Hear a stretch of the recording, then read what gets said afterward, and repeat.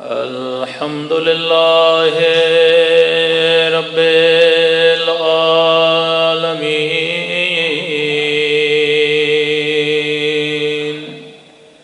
الحمد لله كما هو أهله.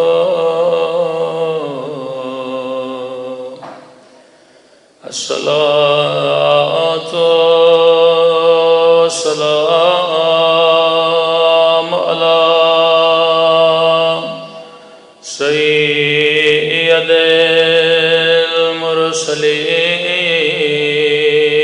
المرسلين وخاتم النبيين أبي القاسم محمد. صلوات پڑھیں محمد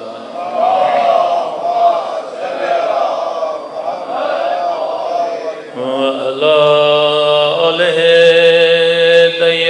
الطيبين الطاهرين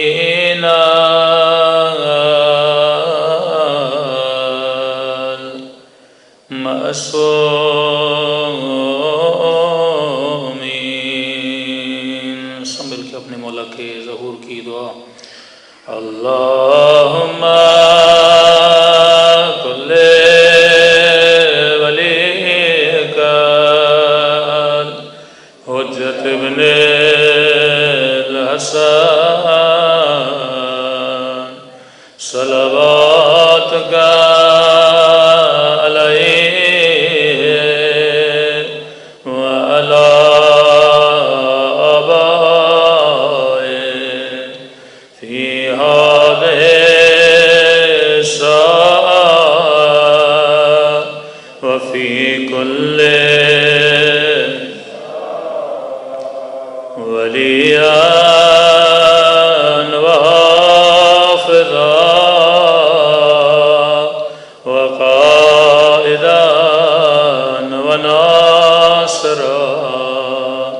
ودلیلا ونا حتی تسکنہ ارضک طوعا وتمتعہ فیہا طویلا برحمتک یا ارحمن.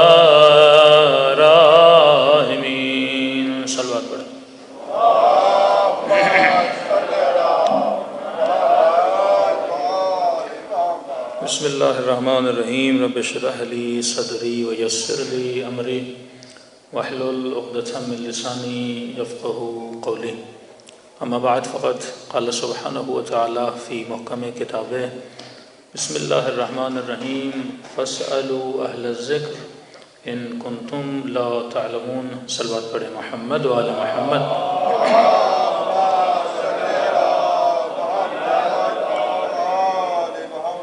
دعا ہے پروردگار عالم ہم سب کی عبادتوں کو اپنی بارگاہ عالی میں قبول فرمائیں، اور جس مقصد زندگی کو لے کر یہ مجالس رکھی جاتی ہیں خدا ان مقاصد میں ہم سب کو کامیابیاں نصیب فرما دیں. فرق انسان اور فرق حیوان. انسان با مقصد زندگی گزارتا ہے اور حیوان بے مقصد زندگی گزارتا ہے. حیوان کو بھی اگر کوئی مقصد بتاتا ہے تو وہ انسان ہے. آپ مختلف شہروں میں مختلف حیوانات کو دیکھتے ہوں گے. اگر کہیں پہ کوئی بھینس ہے، کہیں پہ کوئی بکری ہے، تو اس کو بھی اگر کوئی مقصد دیتا ہے تو وہ کون ہے؟ انسان ہے. اس کے لیے بھی اگر کوئی باؤنڈریز بناتا ہے تو وہ انسان ہے. لیکن انسان ایک واحد موجود ہے جس کو خود اپنے لیے مقصد بنانا ہوتا ہے. اور خدا نے قرآن میں انسان اور حیوان کا ڈفرنس یہی بتایا ہے کہ اگر انسان بے مقصد ہو جائے تو اس انسان کی زندگی میں اور اس اینیمل کی زندگی میں کوئی فرق نہیں ہے.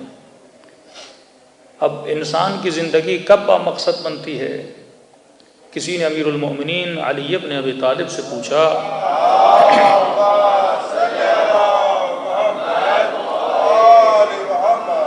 کہ مولا انسان کی پہچان کس چیز سے ہے؟ اگر آپ کا بچہ پوچھے یا آپ اپنے بچے سے پوچھ لیں کہ میرے لال انسان میں اور اینیمل میں ڈفرنس کیا ہے، ہیومن میں اور ایک حیوان میں ڈفرنس کیا ہے، شاید وہ بچہ بولے کہ ہم بات کرتے ہیں بابا، شاید جانور بات نہیں کرتے، لیکن آپ دیکھو گے کہ طوطے بھی تھوڑا بہت باتیں کر لیتے ہیں۔ اس سے پہلے کہ کسی چیز کو آپ اپنی نسلوں کو سمجھاؤ، پہلے اسے یہ بتاؤ کہ انسان کیا نہیں ہے، یہ بات میں اسے سمجھاؤ کہ انسان کیا ہے۔ ایک مرتبہ آپ کوشچن کرتے ہیں کہ یہ لاؤڈ کیا ہے، یہ ممبر کیا ہے، ایک مرتبہ آپ یہ کوشچن کرتے ہو کہ یہ کیا نہیں ہے۔ تو اگر میں آپ سے پوچھوں کہ جناب یہ لاؤڈ کیک ہے تو آپ بولو گے نہیں ہے، میں بولوں کیا یہ لکڑی ہے، ووڈ ہے، آپ بولو گے نہیں ہے۔ تو جب نہیں سمجھ میں آ جائے گا تو اینڈ میں جو بچ جاتا ہے، جو ہے، وہ آٹومیٹیکلی ابھر کے آپ کے سامنے آ جاتا ہے۔ تو یہ بہترین طریقہ ہے کسی بھی اپنی نسلوں کو کسی بھی چیز کو سمجھانے کے لیے۔ تو اگر آپ اپنے بچے سے پوچھ لو کہ میرے لال ہیومن میں اور اینیمل میں ڈفرنس کیا ہے، صرف یہی ڈفرنس آپ اگر سمجھا دو تو انسان کو اسلام کا مقصد، اہل بیت کی زندگی کا مقصد، ان کی قربانیوں کا مقصد انسان کو سمجھ میں آ جائے گا۔ ایک وہ انسان ہے جو اپنی لائف کو بچانے کے لیے بلینس لگا دیتا ہے، اور مولا حسین اپنی جان کو قربان کرنے کے لیے اپنے بچوں تک کو بھی کربلا میں لے جاتے ہیں۔ تو سوال ہے کہ ایک طرف لائف کی اتنی ویلیو کہ بولا جائے کہ انسان کی زندگی کا ایک ایک سیکنڈ بھی ویلیبل ہے، اور بولا جائے کہ ایک لمحہ کبھی کبھی 70 سال کی 70 ایئرز کی عبادت سے بھی کیا ہو جاتا ہے، افضل ہو جاتا ہے۔ اور اسی قیمتی زندگی کو امام حسین کربلا میں جا رہے ہیں، اور یزید جیسے سپاہی ان کے اور وحشی لوگوں کے سامنے اپنی زندگی جو ہے قربان کر دیتے ہیں۔ یہاں پہ امیر المومنین سے پوچھا گیا کہ واقعاً ہم شیعہ ہیں تو امیر المومنین کی اس حدیث اور اس جملے سے انسان کو پراؤڈ بھی کرنا چاہیے کہ واقعاً امیر المومنین نے شیعوں کی فضیلت میں اس سے بڑے کوئی جملے نہیں ہو سکتے۔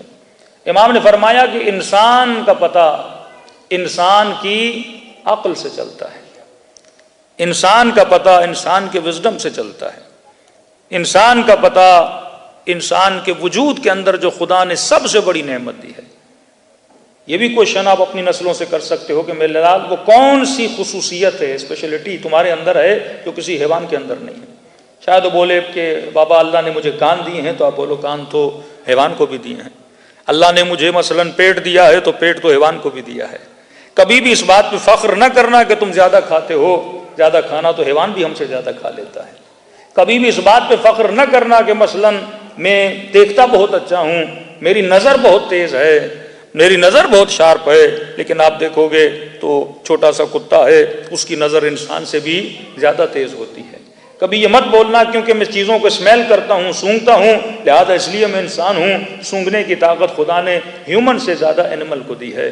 کبھی یہ نہ بولنا کہ مثلاً میں اسپورٹس میں بہت زیادہ تیز دوڑتا ہوں، لہٰذا یہ کمال انسانی ہے، یہ انسان کے پرفیکٹ ہونے کی نشانی ہے کہ انسان بہت ہیوی ویٹ اٹھا لیتا ہے، انسان بہت فاسٹ طریقے سے دوڑ لگا لیتا ہے، تو انسان سے زیادہ تیز گھوڑا دوڑ لیتا ہے۔ کبھی یہ نہ بولنا میں اس لیے انسان ہوں کیونکہ ایک دن میں بھوکا رہنے کی میرے اندر صلاحیت موجود ہے، میں روزہ رکھ لیتا ہوں، تو بولے گا آواز آئے گی ارے اونٹ تو 3 دن بھی کھانا نہ کھائے، اس میں تم سے زیادہ برداشت ہے۔ کبھی یہ نہ بولنا کہ اس لیے میں انسان ہوں کیونکہ میرے بازو میں طاقت بہت زیادہ ہے، مثلا میں 200 kg کا ویٹ اٹھا لیتا ہوں، میں 150 kg کا ویٹ اٹھا لیتا ہوں، ارے تم سے زیادہ ویٹ تو ایک گدھا اٹھا لیتا ہے۔ اب وہ کون سی چیز ہے جس پہ انسان کو ناز ہونا چاہیے؟ وہ کون سی چیز ہے جس پہ انسان کو فخر ہونا چاہیے؟ نہ فخر اپنی آنکھوں پہ کرنا، نہ اپنے کانوں پہ کرنا، نہ اپنی سفید چمڑی پہ کرنا، نہ اپنے بدن کی طاقت پہ کرنا، نہ اپنے قدموں کی طاقت پہ کرنا، نہ اپنے ہاتھوں کی طاقت پہ کرنا۔ امیر المومنین فرماتے ہیں کہ ایسی چیز خدا نے تجھے دی ہے جو کسی اینیمل کو نہیں دی ہے۔ اگر ہاتھوں کی بات ہے تو یہ حیوانات کو بھی دیے ہیں، اگر شکم کی بات ہے تو یہ حیوانات کو بھی دیے ہیں، اگر آنکھوں اور کانوں کی بات ہے یہ تم سے زیادہ طاقتور حیوان کو دیے ہیں۔ سردیوں میں تجھے کپڑوں کی ضرورت ہے، گرمیوں میں تجھے ٹھنڈی ایئر کنڈیشنز کی ضرورت ہے، لیکن حیوان کو نہ کپڑوں کی ضرورت ہے، حیوان کو نہ ایئر کنڈیشنز کی ضرورت ہے، اس کا بدن تم سے زیادہ مضبوط ہے، لیکن کبھی سوچو وہ کون سی چیز ہے ان ساری طاقتوں کے ہوتے ہوئے بھی یہ انسان ہے جو شیر کو پنجرے میں بند کر دیتا ہے؟ وہ کون سی طاقت ہے کہ اتنے بڑے طاقتور گھوڑے کو انسان اپنے کنٹرول میں کر لیتا ہے، اتنے بڑے ایلیفنٹ کو انسان اپنے کنٹرول میں لا لیتا ہے؟ کتنا وحشی حیوان ہے، اسی حیوان کو رام کر کے اپنے ہاتھوں میں اور اپنی قدرت میں لا دیتا ہے۔ وہ کون سی طاقت ہے جس کے لیے خدا کہتا ہے سخر لکم ما فی السماوات وما فی الارض، اے انسان میں نے زمین کو تمہارے لیے مسخر کر دیا۔ ارے اتنا ضعیف انسان جو سردی میں خود کو بچا نہ سکے، جو گرمی کو برداشت نہ کر سکے، لیکن اتنے حیوانوں کو کنٹرول کر لیتا ہے۔ ایک انسان 1000 ٹنوں کے جہاز اور ایروپلین کو ہواؤں میں اڑاتا ہے، ایک انسان اتنی بڑی گاڑی کو چلاتا ہے، ایک انسان ہے جو کائنات کو گویا مسخر کر کے چلا رہا ہے۔ فرمایا وہ ایک چیز ہے جس کا نام ہے عقل۔ یہ عقل میں نے کسی حیوان کو نہیں دی، یہ عقل میں نے تجھے دی ہے، انسان کو دی ہے۔ اب شریعت کا دروازہ کھلنا شروع ہو جاتا ہے، اب شریعت کی ونڈو کھلنا شروع ہو جاتی ہے۔ یہ فلسفہ کہ یہ حرام ہے، یہ فلسفہ کہ یہ حرام ہے، کہ بیٹا یہ نہ کرو حرام ہے، بیٹا یہ کرو کہ واجب ہے، یہ نہ کرو مثلا حرام ہے۔ اب یہ حرام کا فلسفہ کیا ہے؟ اب ہر وہ چیز جو میری عقل کو نقصان دیتی ہے اسلام نے اسے حرام کر دیا، اور ہر وہ چیز جو میری عقل کو فائدہ دیتی ہے اسلام نے اسے واجب کر دیا۔ کیونکہ اگر خدا عقل کو نہیں بچائے گا تو انسانیت نہیں بچے گی، اور اگر انسانیت نہیں بچے گی تو انسان ہونے کا فائدہ کیا ہوا؟ صلوات پڑھے محمد و آل محمد پر۔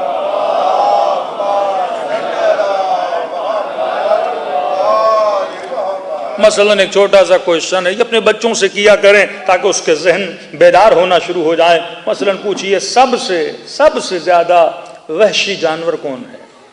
ہاں، وحشی مطلب چیرنے والا، پھاڑنے والا، سب سے زیادہ وائلڈ جانور کون ہے؟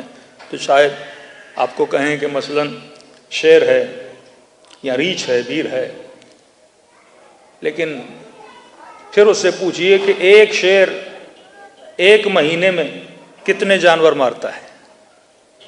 میکسیمم ایک شیر، ایک لوئن کتنے ہرن مار دیتا ہے، کتنے جانور مار دیتا ہے؟ نیشنل جغرافیہ میں آپ دیکھیں اور ریکارڈ نکالیں کہ دنیا کا سب سے درندہ ترین جانور کتنے مارتا ہوگا؟ میکسیمم 30 ہرن مار لے گا، 40 ہرن مار لے گا، 50 ہرن مار لے گا۔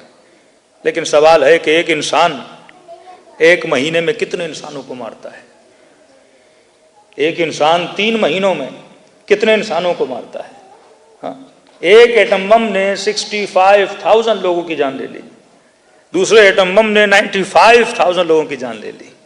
تو سب سے وحشی ترین وجود اگر کائنات میں پایا جاتا ہے وہ اس انسان کا ہے جب وہ اینیمل بن جاتا ہے۔ اسی لیے خدا نے یہ نہیں کہا کہ یہ اینیمل ہے، بلکہ فرمایا یہ حیوان سے بھی کیا ہے؟ بدتر ہے۔ شیر شکار تب کرتا ہے جب اسے بھوک لگتی ہے، وہ اپنی بھوک کو بجھانے کے لیے شکار کرتا ہے، وہ ایک نیچرل ایکٹ ہے اس کا۔ لیکن انسان آپ دیکھو پیٹ بھرا ہوتا ہے، وہ ہزاروں انسانوں کی جانیں لے لیتا ہے۔ یہ کون سا انسان ہے جس کے وجود میں قدرت عقل نہیں ہے؟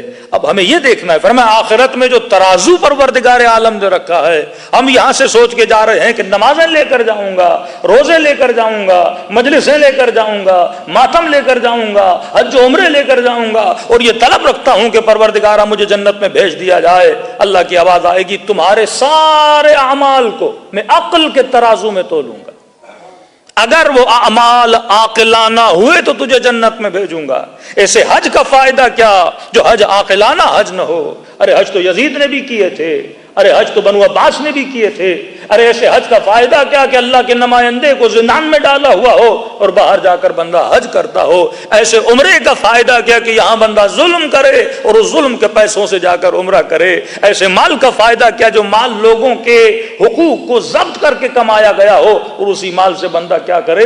خیرات کرنے لگے۔ تو یہاں پہ یہ سمجھانا چاہا کہ تمہارے جتنے بھی اعمال ہیں وہ عقل کے ترازو پہ رکھے جائیں گے۔ اگر عاقلانہ طور پہ تم تم نے نماز پڑھی ہے، عاقلانہ طور پہ تم نے حجاب کیا ہے، عاقلانہ طور پر تم نے عبادت کی ہے، تو اللہ کہے گا جنت میں چلے جاؤ۔ کیوں امیر المومنین نے فرمایا کہ جو ہماری ولایت کے اندر رہتے ہیں انہیں جہنم کا خوف نہیں ہونا چاہیے، کیونکہ جو ولایت کے حصار میں آ گیا، فرمایا یہ مت سوچا کرو کہ تم جنت میں جاؤ گے، اگر ولایت میں ہو تو پریکٹیکلی تم اسی وقت جنت کے اندر موجود ہو۔ یہ اور بات ہے تجھے جنت نظر نہیں آ رہی۔ اب یہ ولایت کا کانسیپٹ کیا ہے؟ ہم نے کانسیپٹ کو ذرا خراب کر دیا۔ ہم نے کہا کہ جو لا الہ الا اللہ محمد رسول اللہ کہے وہ مثلاً ہمارا مسلمان بھائی ہے، اور جو علی ولی اللہ کہے وہ ہمارا مومن بھائی ہے، اور جیسے اس نے علی ولی اللہ کہا اور بچے نے کہہ دیا کہ میرے امام 12 ہے، تو لہٰذا یہ کس کے قابل ہو گیا؟ جنت کے قابل ہو گیا۔ اچھا میں پھر ایک آپ سے کوشچن کروں کہ جناب یہ تو بتائیے کہ جب شیعہ جنازہ اٹھایا جاتا ہے اور قبرستان میں لے جایا جاتا ہے اور اسے جب دفنایا جاتا ہے تو اس جنازے کے اوپر تلقین پڑھی جاتی ہے۔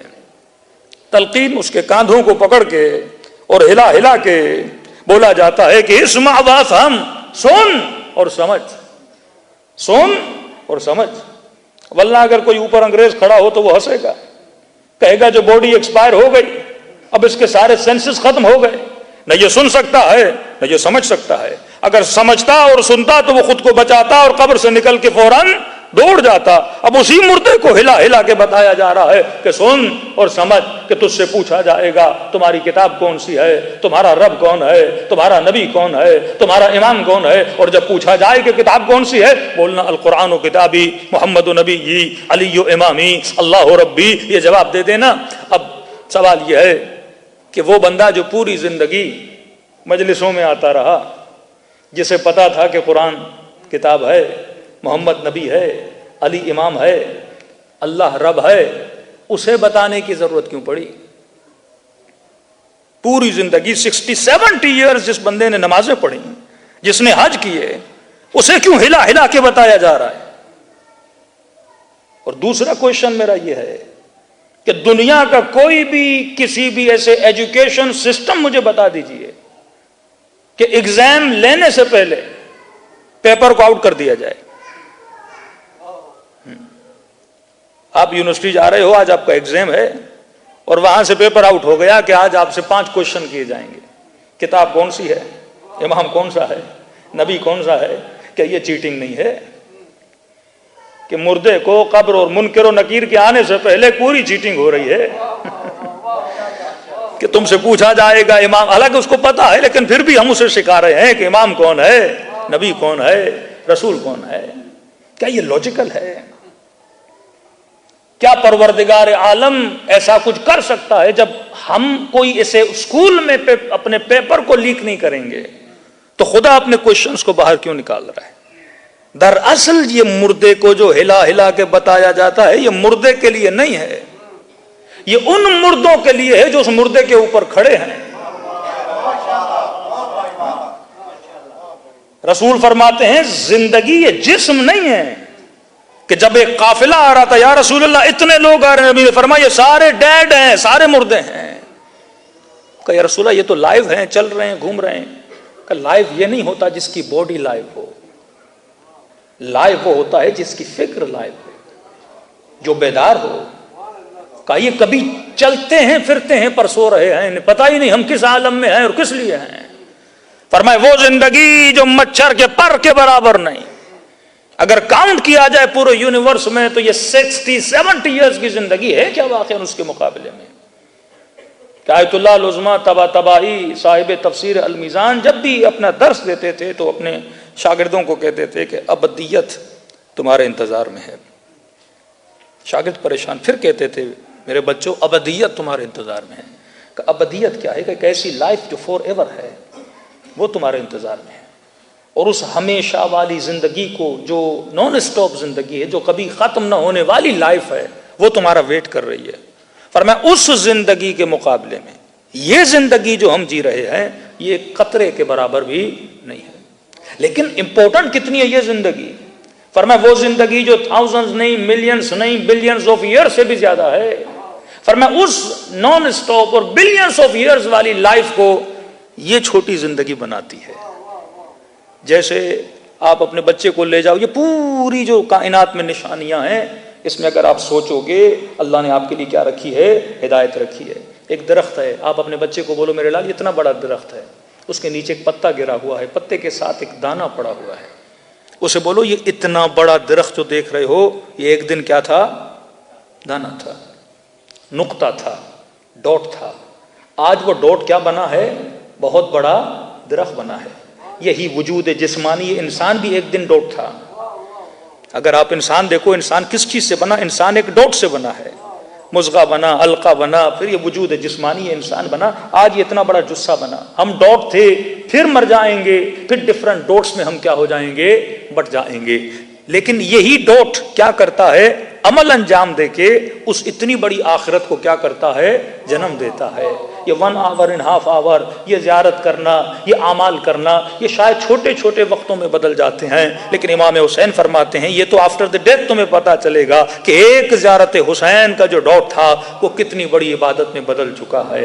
ایک 17 منٹ کی نماز ہے، اس نے کتنی بڑی چیزوں کو جنم دیا ہے۔ جب دنیا کا دانہ درخت بنا سکتا ہے تو حسین کی مجلس کے جنت نہیں بنا سکتی۔ صلوات پڑھے محمد و آل محمد۔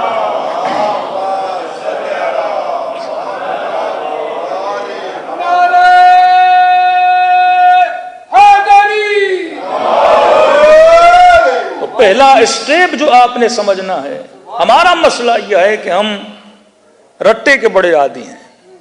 بچے کو بھیج دیا اپنے ٹیچر کے پاس کہ جناب اسے قرآن سکھائیے، اسے تجوید سکھائیے۔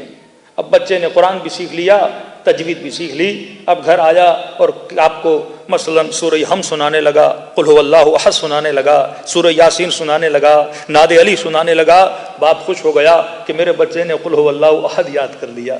ارے کتنے تجھے قل هو اللہ احد پڑھانے والے دکھاؤں، کتنے تجھے حافظ قرآن دکھاؤں جنہوں نے اہل بیت کے سر قلم کیے، کتنے ایسے حافظ دکھاؤں جنہوں نے مکتب کو تباہ و برباد کر دیا۔ سوال یہ نہیں رٹا لگوانے سے نسلوں کو نکالو، رٹے سے کچھ بھی نہیں ہوتا۔ اسے ایک آیت پڑھاؤ اور اس آیت کو سمجھاؤ، اسے ایک سورہ حمد سکھاؤ لیکن حمد کا مفہوم پڑھاؤ۔ جب تک مفہوم کی طرف نہیں جاؤ گے، صرف رٹے کے پیچھے جاؤ گے، اس کا کوئی فائدہ نہیں ہے۔ جب تک اسلام کی تھیوری کو بندہ نہیں سمجھتا، اور تھیوری کی ابتدا کہاں سے ہوتی ہے؟ فرمایا من عرف نفسہ فقد عرف ربہ۔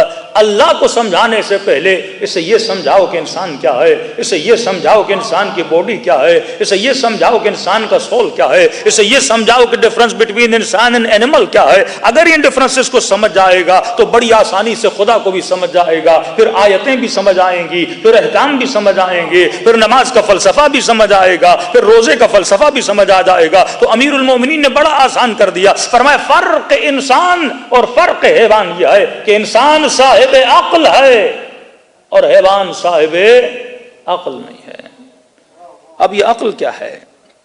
قرآن میں ایک لفظ آتا ہے یا اولل الالباب، اے صاحبان لب۔ صاحب لب مطلب جس کے پاس لب ہے، جس کے پاس لب ہے۔ میرے پاس انگوٹھی ہے، میں صاحب انگوٹھی ہوں۔ کسی کے پاس اونٹ ہوتا تھا، عرب کہتے تھے یہ صاحب ابل ہے، اونٹ والا ہے، انگوٹھی والا ہے۔ انسان کو بولا جاتا ہے عقل والا، صاحب عقل، صاحبان لب۔ لیکن عربک ڈکشنری کو جب کھولیں گے تو لب کہتے ہیں اخروٹ کو۔ اخروٹ کی شکل بھی انسانی مغز جیسی ہوتی ہے، برین جیسی ہوتی ہے اخروٹ۔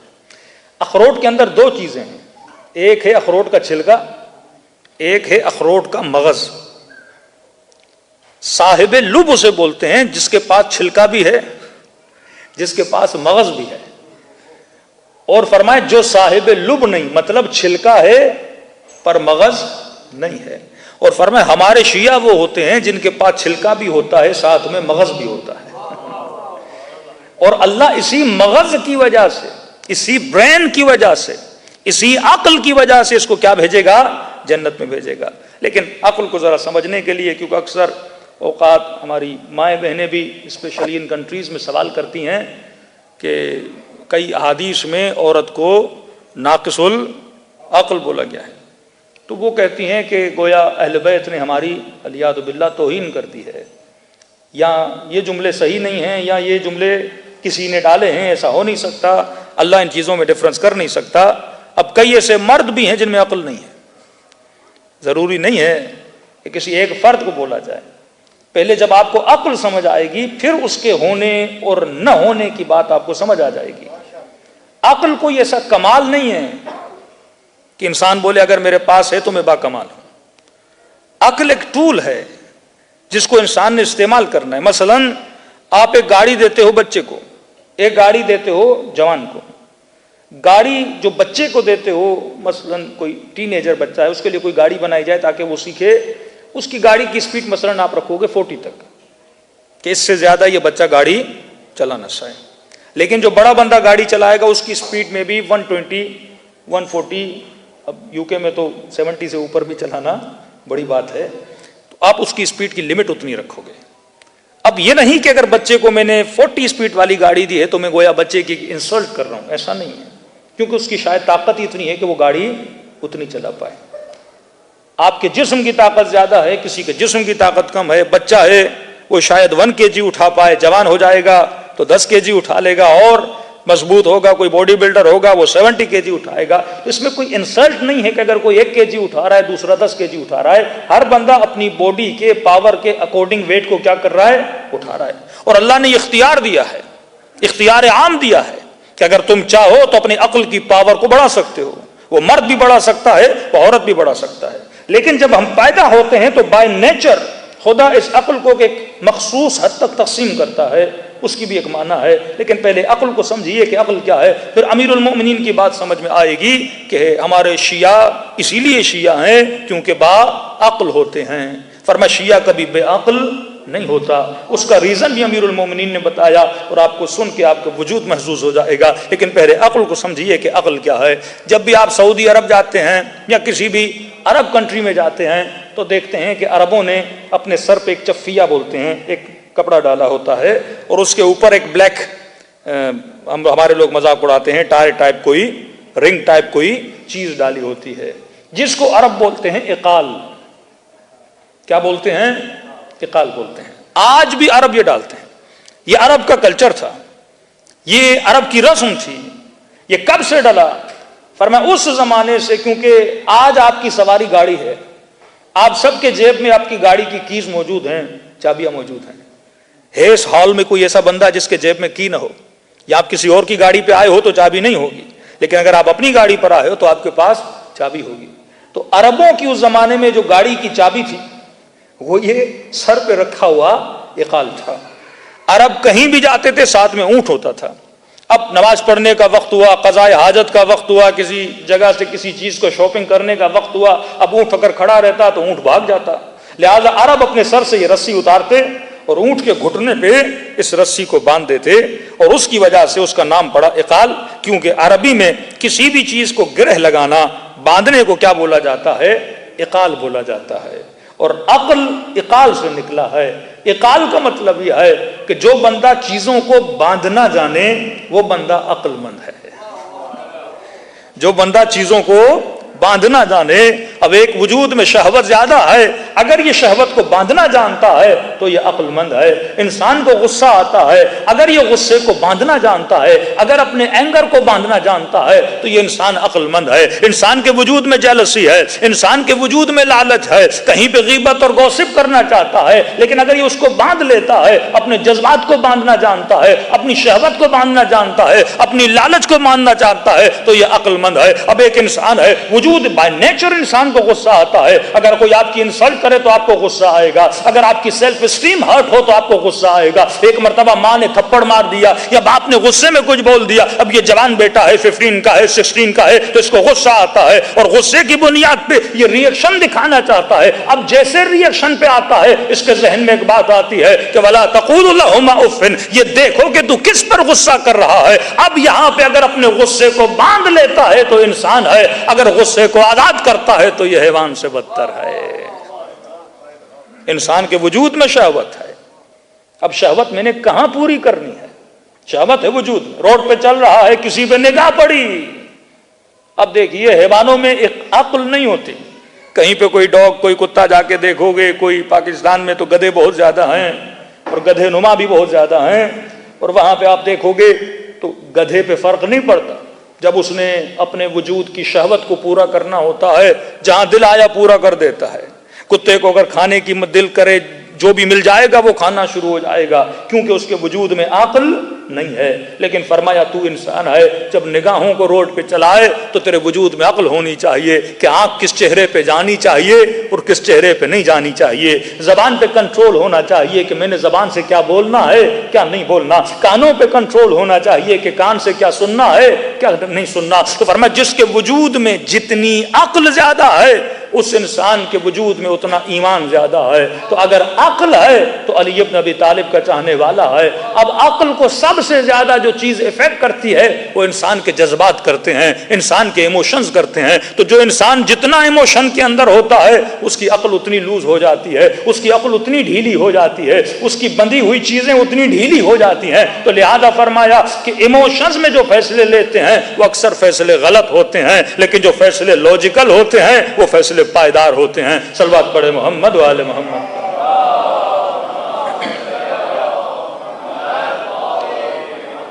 اب چھوٹی سی نشانی امیر المومنین نے جو بتائی عقل کی، اس کی طرف بڑھوں۔ فرمایا میرے شیعہ سب سے زیادہ عقل مند ہیں۔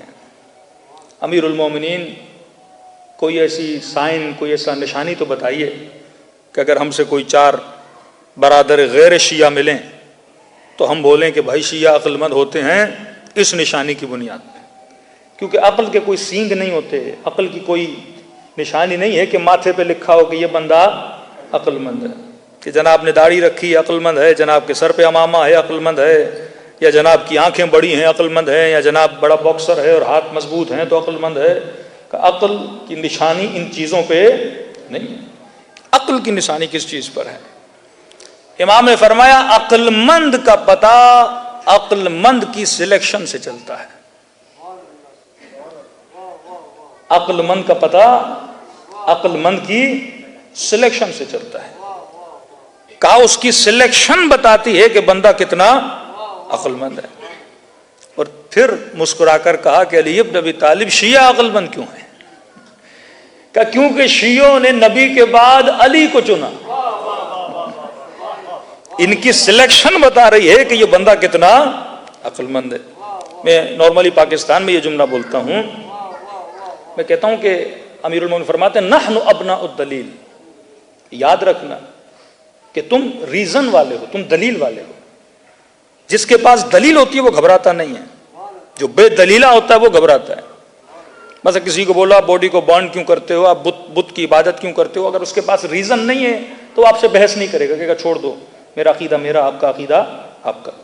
لیکن جس کے پاس دلیل ہے وہ کسی بھی بندے کے ساتھ بیٹھ جائے، اسے ضرورت ہی نہیں ہے۔ مثلا کوئی آپ کو سردیوں کے موسم میں آپ جیکٹ پہن کے گھومو، کوئی پوچھے جیکٹ کیوں پہنی ہے تو آپ کے پاس دلیل ہے کہ بھائی سردی بہت ہے۔ لیکن اگر کوئی گرمیوں میں جیکٹ پہن کے گھومے اور اس سے کوئی پوچھے کہ آپ نے جیکٹ کیوں پہنی ہے تو اس کے پاس کوئی آنسر نہیں ہے، وہ کہے گا میری مرضی ہے، میں نے پہنی ہے تو پہنی ہے۔ امیر فرماتے ہیں کہ شیعو تم نحن ابناء الدلیل، فرمایا ہم اہل بیت والے دلیل والے ہیں، ہر چیز کے لیے ہم نے اپنے پاس کیا رکھا ہے، ریزن رکھا ہے۔ تو لہٰذا جس کے پاس دلیل ہے وہ کبھی فائٹ نہیں کرتا، جس کے پاس دلیل ہے وہ کبھی ابیوز نہیں کرتا، جس کے پاس دلیل ہے وہ غصے میں نہیں آتا۔ رسول نے کہا میری بات نہیں مانتے، آؤ مباہلے میں ٹھہرتے ہیں، اگر تم سچے ہو ٹھیک، اگر میں سچا ہوں اور اگر تم جھوٹے ہو تو تم پر اللہ کی لعنت ہے۔ وہ سارے بھاگ گئے نا، کیونکہ ان کے پاس کوئی دلیل نہیں تھی۔ تو فرمایا تم دلیل والے ہو۔ تو میں کہتا ہوں اگر کوئی آپ کو بولے نا امیر المومنین علی بن ابی طالب کو اپنا پہلا امام نہ مانو، دا فرسٹ خلیفہ آف پیغمبر نہ مانو، تو میں نے کہا نہ لڑائی کی ضرورت ہے نہ جھگڑے کی ضرورت ہے، آپ بولو کہ آپ کا چیلنج مجھے ایکسیپٹ ہے۔ آج کے بعد میں علی بن ابی طالب کو پہلا امام نہیں مانوں گا، لیکن عقل کہتی ہے اگر اچھے کو چھوڑ رہے ہو، بیٹر کو چھوڑ رہے ہو، اگر اچھے کو چھوڑ رہے ہو تو اس کی جگہ پہ پھر کسی ایسے کو لاؤ یا علی جیسا ہو یا علی سے بیٹر ہو۔ یہ چیلنج آپ دیجیے کہ ٹھیک ہے آج کے بعد ہم علی بن ابی طالب کو نہیں مانتے، لیکن سوال یہ ہے پھر یا کوئی اور دو مجھے۔ اگر آپ کہتے ہو اس ٹیچر سے آپ نے پڑھنا نہیں ہے تو میں کہوں گا ٹھیک ہے میں اس ٹیچر کو چھوڑ رہا ہوں، لیکن اس کی جگہ پہ کوئی ایسا ٹیچر جو یا ایسی ٹیچر جیسا ہو یا اس سے کیا ہو مور بیٹر ہو۔ تو وہ ڈھونڈ ڈھونڈ کے تھک جائیں گے، علی جیسا ان کو ملے گا نہیں۔ تو چاہتے ہوئے نہ چاہتے ہوئے پھر بھی وہ آپ کو علی بن ابی طالب کے دروازے پہ لا کے کھڑا کر دیں گے. لیکن یہ ایک آنسر ہے، لیکن امیر المومنین میں اس میں پوری دنیا بسا دی ہے. فرمایا عقل مند کا پتہ عقل مند کی سلیکشن سے چلتا ہے.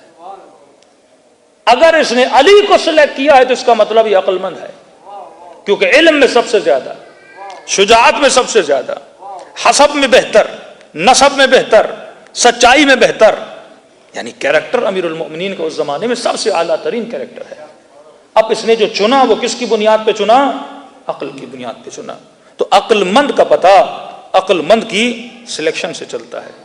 اب یہاں پہ اہل بیت علیہ الصلوۃ والسلام پھر ایک شکایت کرتے ہیں، کہتے ہیں سمجھ نہیں آتی کہ یہ شیعہ جب اپنا امام کسی کو بناتا ہے تو پرفیکشن کو دیکھتا ہے کہ لیڈرشپ میں پرفیکٹ ہو، نالج میں سب سے زیادہ ہو، شجاعت میں سب سے زیادہ بریو پرسنالٹی ہو.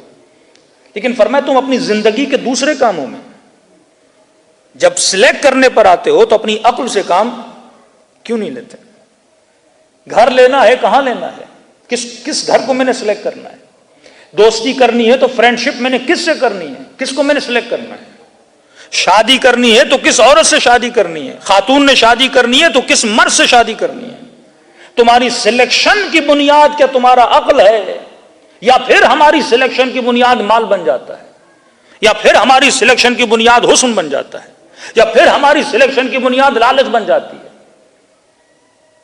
جنہوں نے امام حسین کو چھوڑا، مثلا ایک بندہ ہور ہے، اس کی سلیکشن حسین ہے، دوسرا ابن سعد ہے جس کی سلیکشن یزید ہے، ایک قاضی شرح ہے، قاضی ہے، مطلب عالم ہے، مطلب دین پڑھا ہوا ہے، حدیثیں اسے آتی ہیں، قاضی القضات ہے، جج ہے اس زمانے کا، بٹ وہ یزید کو سلیکٹ کرتا ہے، لیٹر لکھتا ہے کہ حسین واجب القتل ہے، اگر حسین ابن علی کو قتل بھی کر دیا تو جہنم میں نہیں جاؤ گے. امیر المومنین کا زمانہ، کچھ ایسے ہیں عمار جیسے، ابو ذر جیسے، میں سمیت تمار جیسے، سلمان فارسی جیسے، جنہوں نے علی ابن ابی طالب کو سلیکٹ کیا. کچھ جنگ جمل میں جاتے ہیں، طلحہ ہیں، زبیر ہیں، اور جنہوں نے نبی کے زوجہ کو سلیکٹ کیا. اب سلیکشن کی جو بنیاد ہے وہ کیا ہے؟ بیس آف سلیکشن کیا ہے؟ اگر بیس آف سلیکشن عقل ہے تو بندہ جنتی ہے، لیکن اگر بیس آف سلیکشن مال بنا، بیس آف سلیکشن لالچ بنی، بیس آف سلیکشن حسن بنا. اب سنو امیر المومنین کا جملہ، فرمایا کمال کی بنیاد پہ چنا کرو. کمال اس چیز کو چنا کرو جو کبھی فنا نہ ہو، کبھی ختم نہ ہو. مرد نے شادی کی حسن کی بنیاد پہ کہ خاتون کا چہرہ بڑا خوبصورت ہے، میں شادی کر لیتا ہوں، تو مولا فرماتے ہیں حسن کب تک باقی رہے گا؟ آج حسین ہے، 50 سال کے بعد بندے کا کیا حال ہوتا ہے؟ جتنی بھی اسپیشلی بالی ووڈ یا ہالی ووڈ کو آپ دیکھ لیں، جتنی بھی ایکٹریسز ہیں جو ٹاپ پہ ہوتی ہیں، جن کو اسٹار بولا جاتا ہے، ان کی شائننگ ایکٹنگ ایج جو ہوتی ہے وہ 15 ایئر ہوتی ہے، 15 سال 20 سال. اس کے بعد کیونکہ جیسے اس کا حسن جاتا ہے اس کو فلمیں ملنا بند ہو جاتی ہیں. اگر حسن کی بنیاد پہ سلیکشن، اب یہ نہیں کہ حسن میٹر نہیں کرتا لائف میں، وہ بھی میٹر کرتا ہے، کیونکہ انسان نے آنکھوں سے رہنا ہے، جسم کے ساتھ رہنا ہے، صرف سول کے ساتھ نہیں رہنا، وہ میٹر کرتا ہے، لیکن وہ پرائورٹی نہیں ہے. فرسٹ پرائورٹی تمہارے ذہن میں کیا ہونی چاہیے؟ وہ چیز جو ختم نہ ہو. حسن ختم ہو جاتا ہے. آج بہترین بیوی لیا، خدا نہ خواستہ کوئی حادثہ ہوا، کوئی اسکن پرابلم ہوئی اور ساری اسکن ڈیمیج ہو گئی تو فوراً اسے کیا کر دے گا؟ چھوڑ دے گا. ایسے کئی کیسز میں نے کینیڈا میں دیکھے. ایک بندے نے بیوی کو طلاق دے دی اور خاتون سے پوچھا کہ آپ کو طلاق کیوں ملی؟ کہ میرے شوہر نے کہا کہ پتہ نہیں اپنے ناک کا آپریشن کرواؤ، آپ کا ناک ہمیں اچھا نہیں لگتا، اور ہم نے آپریشن نہیں کروایا، اور اس نے اسی طرف سے کیا کر دیا؟ مجھے ڈائیورس دے دیا. اب جو میرج نوز کی بنیاد پر ہو، جو میرج انسان کی باڈی کی بنیاد پر ہو، جیسے وہ چیز ختم ہوگی وہ رشتہ کیا ہو جائے گا؟ ختم ہو جائے گا. کیونکہ emotion was based on beauty, emotion beauty کی وجہ سے تھے، اور جیسے بیوٹی گئی انسان کے ایموشنز بھی کیا ہو گئے؟ چلے گئے. لیکن فرسٹ پرائورٹی اگر کیریکٹر کو رکھا جائے، اچھا کیریکٹر کبھی نہیں جاتا، کیریکٹر کو بقا ہے. اگر ایک بندہ سچا ہے، اگر کوئی خاتون باحیا ہے، اگر کوئی خاتون عفیف ہے، یہ عفت 70 سال تک باقی رہتی ہے. اگر مرد غیرت مند ہے، غیرت تو ہمیشہ باقی رہتی ہے نا. یہ نہیں کہ ایکسیڈنٹ کی وجہ سے انسان کی غیرت چلی جائے، غیرت تو ہمیشہ رہتی ہے. تو فرمایا کیریکٹر کی وجہ سے، فرسٹ پرائرٹی کیریکٹر ہے، پھر سیکنڈ پرائرٹی انسان کی باڈی ہے، پھر سے تھرڈ پرائرٹی یہ ہے کہ تمہاری پسند کیا ہے، اس کی پسند کیا ہے، پھر فورتھ پرائرٹی یہ ہے کہ تمہارے تھاٹس کیا ہیں، اس کے تھاٹس کیا ہیں، پھر اسٹیپ بائی اسٹیپ انسان آگے بڑھتا ہے. لیکن اگر تمہاری سلیکشن کی بنیاد عقل رہی کبھی زندگی میں ناکام نہیں رہو گے. اگر سلیکشن کی بنیاد عقل رہی گھروں میں سکون رہے گا. اگر سلیکشن کی بنیاد عقل رہی اس اولاد سے اللہ بھی راضی رہے گا، تم بھی راضی رہو گے. لیکن تمہاری سلیکشن کی بنیاد عقل نہ رہی تو زندگی تباہ ہو برباد ہو جائے گی. صلوات پڑھے محمد و آل محمد.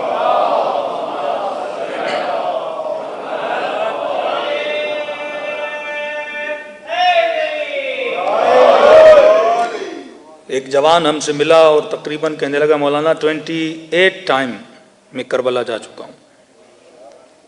میں نے کہا الحمدللہ ماشاء اللہ. کہ 28 مرتبہ کربلا گیا اور مولا حسین کی زری کو پکڑ کر میں نے امام سے ایک پرومس کیا. میرے اندر ایک بیڈ ہیبٹ تھی، بری عادت تھی. میں نے پرومس کیا کہ مولا حسین میں آج کے بعد شراب نہیں پیوں گا، ڈرنک نہیں کروں گا.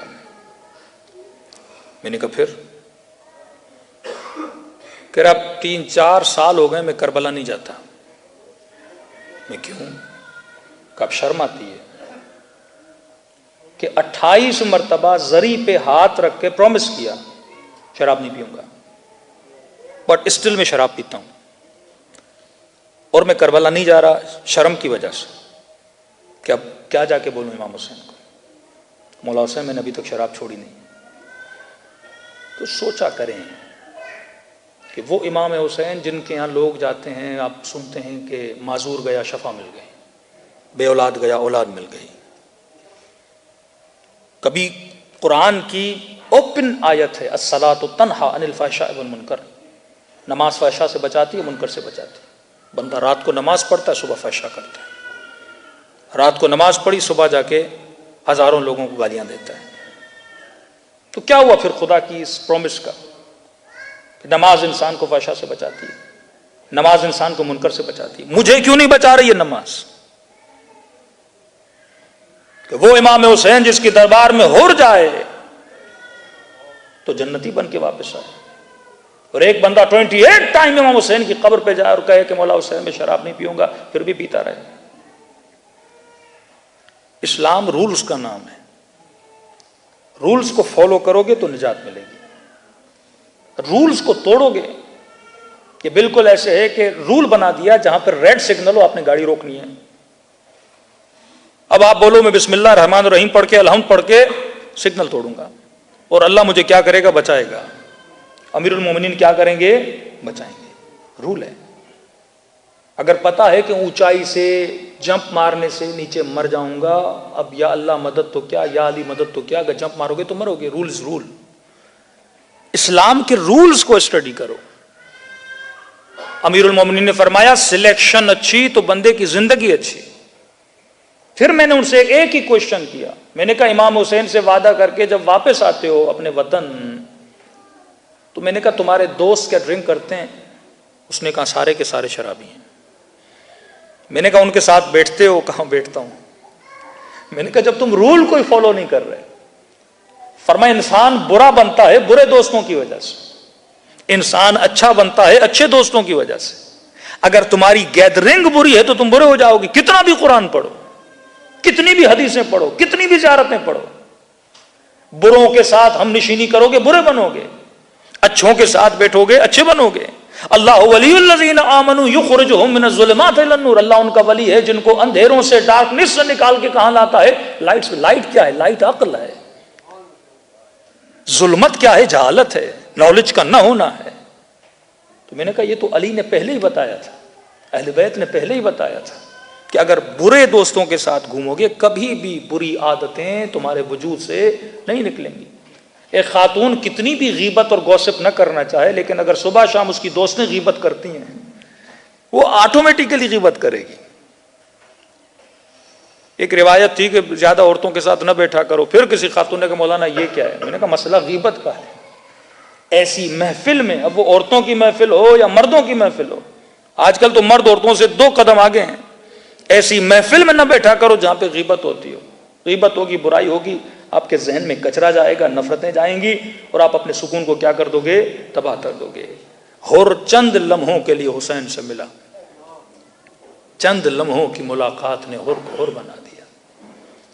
زہیر بن قین، چند لمحوں کی ملاقات ہے معصوم امام سے اور اسے جنتی بنا دیا۔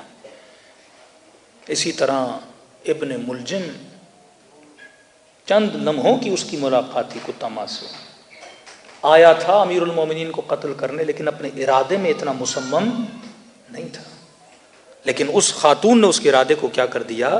مصمم کر دیا۔ یہ اسٹڈی کیا کریں کہ کسی معصوم نے صلح کو سلیکشن کیا، کسی معصوم نے جنگ کو سلیکشن کیا، کوئی معصوم ہے جو 14 سال زندان میں چلا جاتا ہے۔ ہاں، سب سے بڑا کام جو امام موسیٰ کاظم علیہ السلام نے کیا، جو امام کی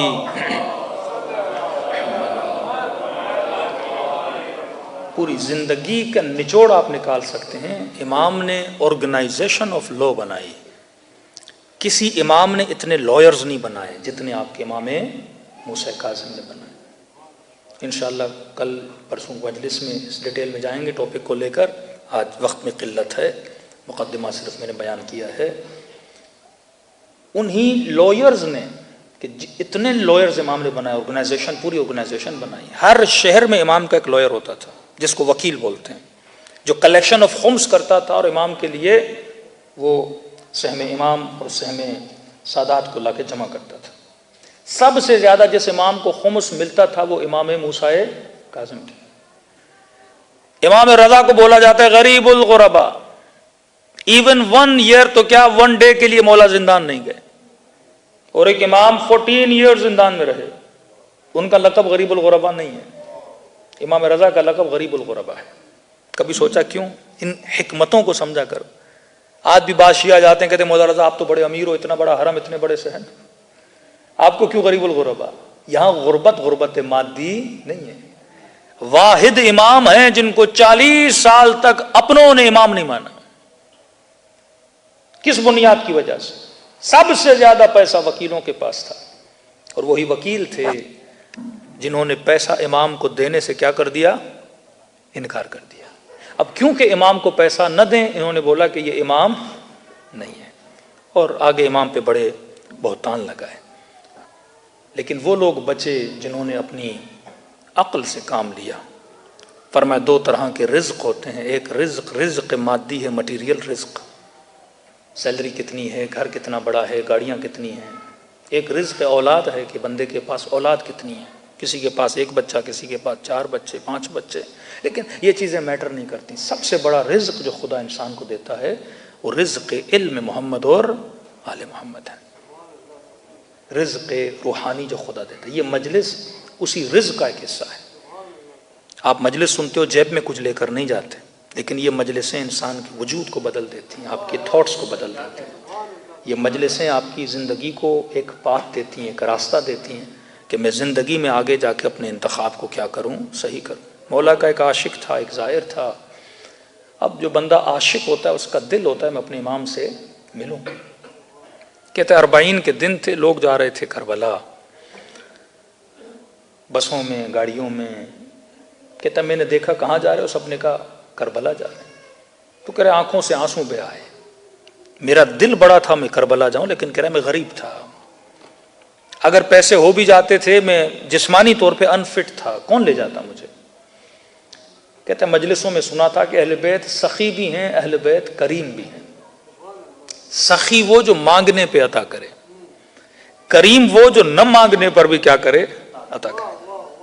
کہتا ہے گھر گیا، 2 رکعت نماز زیارت امام حسین پڑھی، سجدے میں گیا، گریہ کیا، شکایت کی امام حسین سے۔ میں نے کہا مولا حسین میں نے تو سنا تھا کہ آپ سخی ہیں اور کریم ہیں، مولا کیا آپ کی زیارت صرف امیروں کے لیے ہے، صرف صحت مندوں کے لیے؟ مولا کیا غریبوں کو کبھی کربلا نہیں بلاؤ گے؟ کہتا ہے روتے روتے میری آنکھ لگ گئی، سجدے کے عالم میں سو گیا، خواب کے عالم میں امام حسین کی زیارت نصیب ہوئی۔ امام نے فرمایا کہ میرے چاہنے والے کبھی اپنے امام سے ناراض نہ ہوا کرو۔ فرمایا وہ ابھی میری کربلا گئے ہیں، حسین تیرے خواب میں خود چل کر آئے، وہ میری زری کو دیکھیں گے، تو حسین ابن علی کے چہرے کو دیکھ رہا ہے۔ فرما یاد رکھ، زندگی میں ایک بار بھی اگر کربلا آ سکتے ہو تو آنا ضرور، کیونکہ مرنے کے بعد جب اس کے ثواب کو دیکھو گے تو بہت پچھتاؤ گے کہ کاش میں زیادہ جاتا۔ لیکن کہ مولا اگر میں غریب ہوں نہیں آ سکتا، کہ تم نے خود نہیں کہا کہ اہل بیت کریم ہیں، کہ غریب ہو تو کیا ہوا، آ سکتے ہو تو آؤ، لیکن ساری کوششوں کے باوجود اگر نہ آ سکو تو ہم کریم ہیں۔ کہ مولا مر جاؤں منکر و نکیر نہیں کہیں گے، عاشق حسین تھا، اتنے بڑی بڑی باتیں کرتا تھا، ایک ثواب زیارت حسین لے کر نہیں آیا۔ تو امام نے کہا جب کبھی دل کرے نا ہم اہل بیت کی زیارت کا، دل تڑپے، تو فرمایا خلوص سے دل سے مجھ حسین کو ایک سلام کیا کرو، ہم کہیں گے لکھا جائے تیرے نام اعمال میں اس نے حسین کی زیارت کے ثواب کو حاصل کر لیا۔ کہ مولا ایک سلام سے ثواب زیارت مل جائے گا اہل بیت کا۔ فرمایا ایک نشانی اگر وہ آ جائے تو سمجھنا زیارت کا ثواب مل گیا۔ مولا کون سی نشانی ہے؟ کہ جب مجھ حسین کو سلام کرو اگر نہ چاہتے ہوئے تیری آنکھوں سے آنسو آ جائیں۔ ایک مرتبہ بندہ چاہ کر روتا ہے، ایک مرتبہ نہ چاہ کے، دل جب اندر سے ٹوٹ جاتا ہے تو آنسو پھٹک پھٹک کے آنکھوں سے نکلتے ہیں۔ فرمایا جب یہ آنسو تمہاری آنکھوں میں آئے تو یہ مت سمجھنا یہ تمہارے آنسو ہیں، حسین نے تیرے سلام کا جواب بھیجا ہے۔ دلوں کو کربلا کی طرف روانہ کریں، کاظمین کی طرف روانہ کریں۔ میری عادت ہے میں مصائب کو سلام امام حسین سے شروع کرتا ہوں تاکہ کم از کم ثواب زیارت حسین لے کر فرش عزا سے اٹھائے جائیں۔ جن کو سلام آتا ہے میرے ساتھ پڑھیں، جن کو نہیں آتا نام حسین کو میرے ساتھ دہرائیں۔ السلام علی الحسین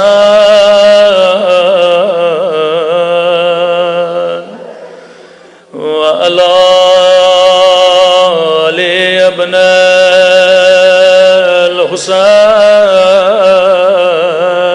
الحسین وعلی اولاد الحسین، سب مل کے السلام علی الحسین وعلی علی ابن حسین کی صدا بلند ہو، وعلی اولاد الحسین وعلی سب مل کے السلام علی الحسین وعلی علی ابن وعلی اولاد الحسین وعلی اصحاب میرا سلام ہو زینب کی لٹی ہوئی چادر پہ،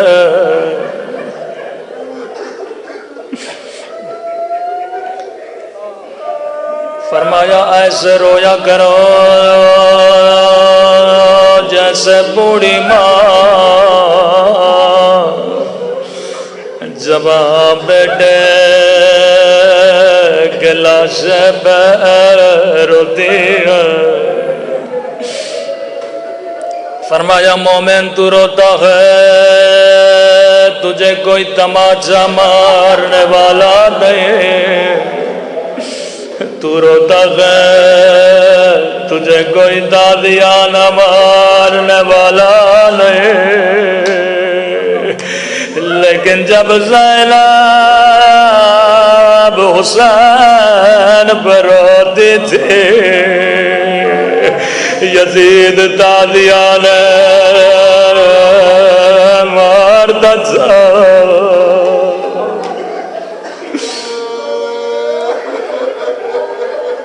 آپ نے زندگی میں بڑے ذاکروں سے مصائب سنے ہوں گے، بڑے عالموں سے مذاہب سنے ہوں گے، لیکن علماء فرماتے ہیں اگر امام زمانہ کے ساتھ رونا چاہتے ہو، اگر فرزند زہرا کے ساتھ رونا چاہتے ہو، فرمایا اندھیری راتوں میں زیارت ناہیہ پڑا کرو، یہ کسی عام نوحہ خواہ کا نوحہ نہیں، یہ فرزند زہرا کا نوحہ ہے۔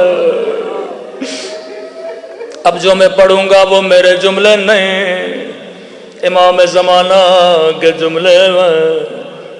رونے کے لیے ایک جملہ بھی کافی ہوتا ہے، سنیں گے اپنے جد کے مصائب کیسے بیان کرتے ہیں۔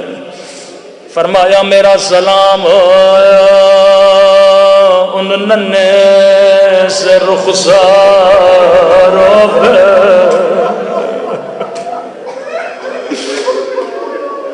میرے مولا نے نام نہیں لیا، یہ رخسار کس کے رخسار ہے؟ کیا یہ علی اصغر کے رخسار ہے؟ کیا یہ قاسم کے رخسار ہے؟ جواب میرے مولا نے خود دے دیا، فرمایا میرا سلام ننھے سے رخساروں پہ، او جن کا رنگ بدلتا رہا، یہ نہیں کا رنگ بدل گیا بلکہ بدلتا رہا۔ کبھی تماچوں نے رنگ نیلا کیا، کبھی شبر کے تماچوں نے رنگ کالا کیا۔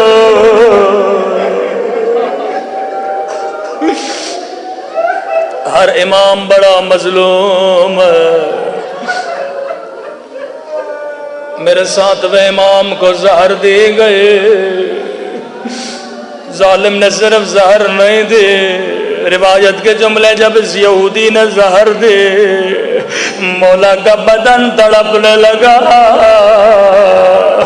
ظالم تازیان بیمار تھا، امام موسیٰ کاظم فریاد کرتے تھے آئے میرا غریب حسین۔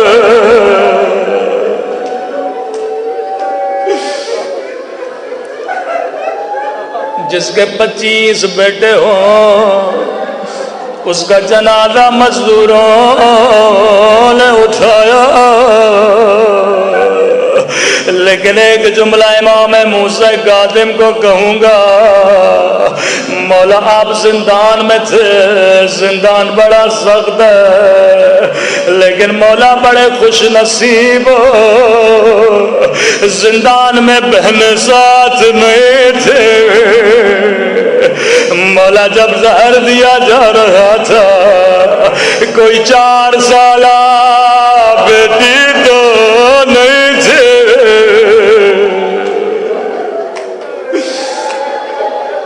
لیکن ہائے غربت حسین، میرا سلام ہو ان رخساروں پہ جن کا رنگ تماچوں نے بدل دیا۔ ایک حدیث، وقت بہت ہوا زحمت کو تمام کروں، رسول خدا فرماتے ہیں، صحیح بخاری کی حدیث ہے، مسلمانوں کبھی حیوان کو بھی منہ پہ نہ مارا کرو، کبھی حیوان کے چہرے پہ نہ مارا کرو۔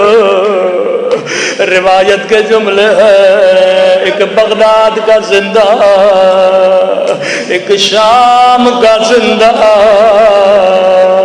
4 سالہ بچی ہے، بچی کی گود میں بابا کا کٹا ہوا سر آیا، سر کو سینے سے لگایا، رو کے کہنے لگی میرے غریب الوطن بابا، او میرے 3 دن کے پیاسے بابا، بابا ذرا آنکھیں کھولو، ذرا میرے زخمی رخسار دیکھو، ذرا میرے زخمی کان دیکھو، اگلے جملے نے حسین کا کلیجہ ہلا دیا. بابا ذرا آنکھیں کھولو، ذرا میرے زخمی رخسار دیکھو. بابا تیری سکینہ کا رخسار چھوٹا تھا لیکن شمر